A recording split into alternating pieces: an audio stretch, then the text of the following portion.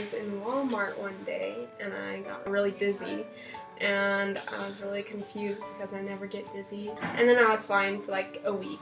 And then we went down to St. George and I started getting like headaches and stuff. And I love running and stuff.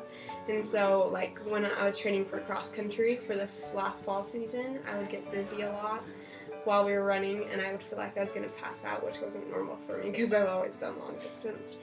And I went on a run that morning and it wasn't like that hot outside in the morning and I still got like, I was just like exhausted and I started sleeping like a lot. And so we couldn't figure it out for the longest time. I started sleeping like 16 hours a day and we went and saw the pediatrician and like all these different doctors, the heart doctor, and like nobody could figure it out. We like concluded that it was just like a couple viruses maybe that I picked up in Mexico like a couple months earlier that we'd been on like a humanitarian trip for, and it just kept getting worse. And so we went into the pediatrician again and she sent us over to a neurologist. So like a week later I went in and the neurologist was like, yeah, because I couldn't balance and I was always dizzy and I was always tired and I was getting like excruciating headaches in the back of my head. He did an exam and he's like, maybe we should just get some pictures of your brain. So I went in for an MRI that day and he's like,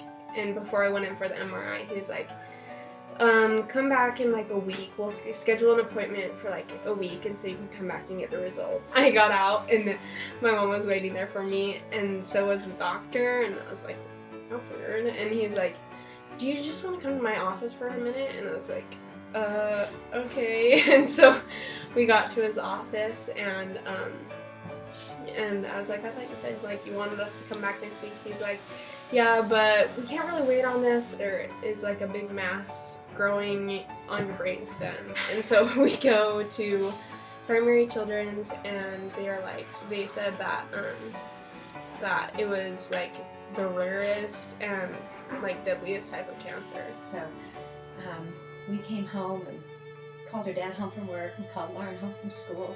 Heather was in Lake Powell. My brother was in Alaska. We got Jordan home here. We talked to the family and by then we were pretty heavy-hearted.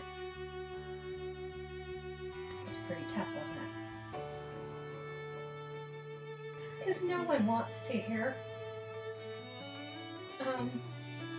what we got to hear that day. Like after that, it was like the rug had been pulled out underneath my feet.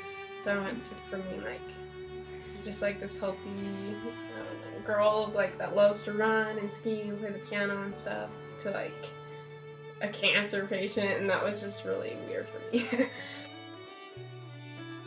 We grew up together. We've always been super close and we'd always like be mischievous together. We've always been able to tell each other everything, but through like lately, I'd have to say that we've only come closer through all this. We're definitely closer in a lot of ways now. I think anytime you have something that threatens the life of a family member, it changes where your priorities are. I think in life, when we're going along like any other family and all involved in various things of our ages and our life, and things are important, and when you get a diagnosis like that, life just kind of stops. And pretty soon your family becomes everything to you, and life is everything to you. Right, she's right, because I've always wanted to go there and we never have. My cancer doesn't limit me, and so I can do things still, and I don't have port, so I can be in the water still. Plus, it's like my whole family. Well, like my siblings have been in other areas for a while. Like my brother was serving a mission and my sister was out at school, and so we haven't had a family vacation together for a really long time, and I just miss having a family vacation.